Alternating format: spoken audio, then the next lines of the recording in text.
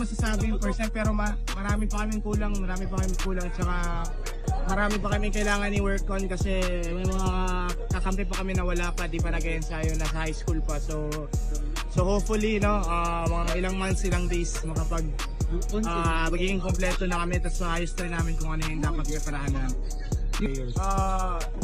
Sa kahit paano we're blessed na may mga rookies kami na ganito. Kumbaga nadadaghan yung height namin, so lumalaki din kami kahit paano, and magagaling rin yung mga rookies namin. So we're thankful na kami yung pinili nila. So sana maayos pa namin, and ma-translate nila yung game nila and makatulong sila sa akin naman. Hindi naman kasi kahit paano naman yung mga teammates ko sumusunod naman sa akin sumusunod sa amin ni Figueroa. So yun, hindi naman masyadong pabigat, pero yun lang, kailangan lang namin na makausap sila ng maayos, na mag-blend in sila sa team namin.